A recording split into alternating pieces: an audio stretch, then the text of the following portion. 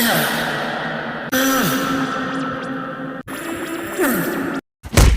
of a...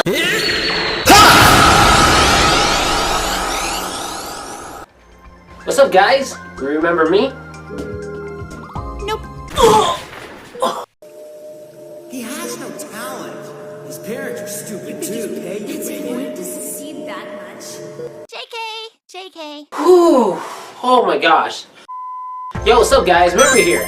Man, it has been a long time since I said that line. So I'm sure you guys are probably wondering, Memory, it's been over a month since your return. How come you haven't uploaded anything yet? April 10th, I was supposed to have an anniversary upload on my top 10 favorite RWBY reactors. And a lot earlier than that, I was supposed to be doing Red vs. Blue reactions. But something just kept getting in the way every single time I want to jump back on. Drama upon drama upon drama upon nonsense. It just did not stop. So far, I am against Roosterteeth releasing Vic on the basis of a bandwagon of accusations that have no more merit than any typical hearsay. What's happened is a man's career is done over allegations. There is a photo going around with Vic giving me a kiss on the cheek, and they are falsely stating I was 20 years of age in 2012. I am only 21 now.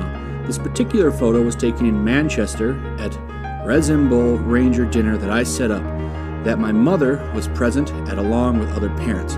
I requested these photos myself with my mom and Vic's consent. The Vic Mignogna situation. February of this year has been a war zone on Twitter. This situation has broken friendships, it's broken hearts, it's divided this fandom. Roosterteeth has gone silent, sort of. Anime News Network, Funimation, and a bunch of people with this KickVic hashtag making accusations up about him doing predatorial stuff. And from February all the way up until now in April, there hasn't been one shred of evidence. Scratch that. Since 2008, 11 years ago, no evidence of him being homophobic, touching voice actresses, or pedophilia. And to the girls who felt uncomfortable by him, this is your fault. At this point, I doubt it, but if he's found guilty in the court of law, you let a 40-something-year-old man have his way with you, left the scene just so he could do it again whether or not it was your intention, didn't file a police report, didn't tell friends or family, 11 years later, tweet about it, and want everyone to believe you.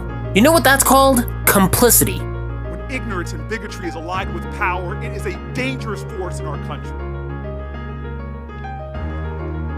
Your silence and your amnesia is complicity. I don't want to ruin his life. He is my friend. Shut the fuck up! This is serious. You're teaching your fans that being soft, emotional, and playing the victim is okay. Stand up for yourself. Have you learned anything from being Tsubaki? You don't stand a chance. No matter how brave you pretend to be, you're still just a pathetic flower with no voice or fragrance. You're wrong. I won't let you call me a pathetic flower. Camellia does have a fragrance. Yeah, that's right, baby girl. Don't let him talk to you like that. You stand up for yourself. You don't need to deal with that shit. Think women are too afraid to speak up these days? Imagine if this happens again and the woman is right. Ever wonder why the creator of KickVic went silent? Cause now Vic is lawyering up. Now fun's over and people Funimation wanna play nice. If he was guilty, why didn't he run? I'd tell you, but I'd rather her do it.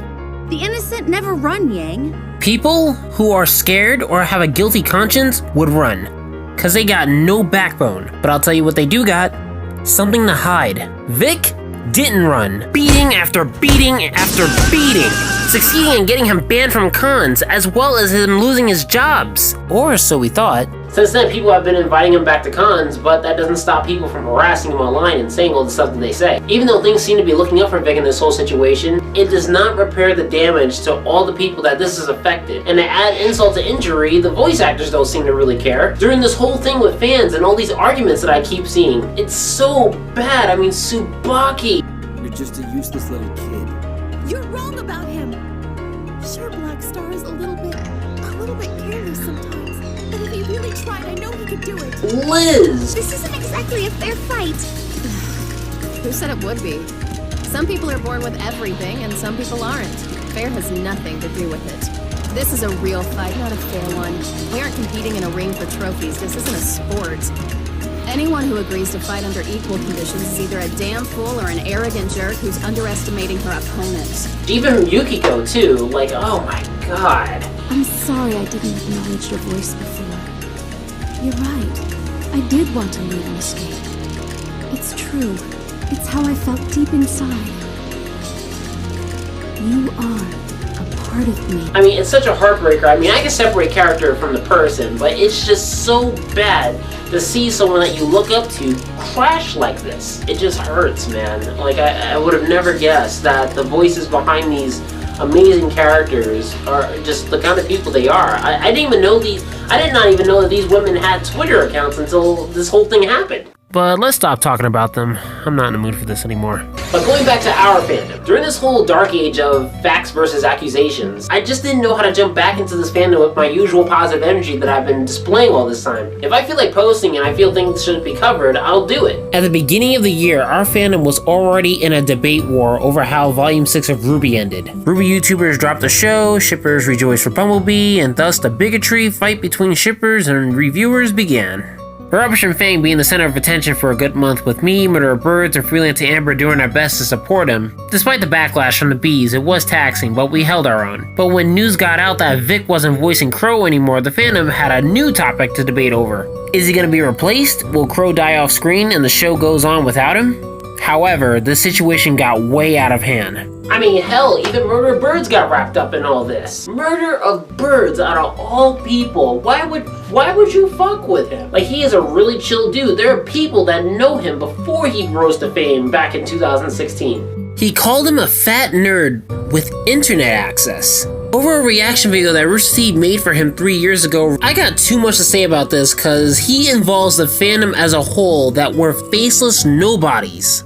You wanna know what a nobody looks like? This is a nobody. I know for a fucking fact. No one in the RWBY fandom looks like this. And on top of that, he gets the Modern Camera guy suspended from Twitter for refuting him in a discussion. Thanks again, Flint of RWBY, for letting us know.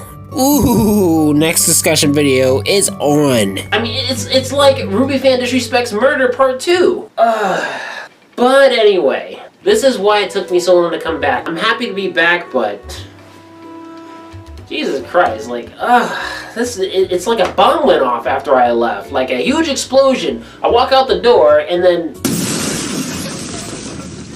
I come back and I'm like, But yes, guys, a lot of video topics coming soon. I missed you guys so much, and it's just sad that I came back to the fandom and it's like this. I started this channel just because I wanted to have fun, but now I just want to document everything that us people go through in this fandom because we don't deserve this shit. Us fans don't deserve the nonsense that's going on in our fandoms as well as what we're taking from these VAs, and I really just hope that everything works out for the best as soon as we get all this cleared up. I think documenting things helps us learn from our mistakes as well as learn from the mistakes of others so that we can grow from it. And that's what I'm gonna do. But as far as my fandom, murder didn't deserve this shit. And none of us neither. So guys, I can't wait to see you guys in my next upload. Have a nice day and see you later.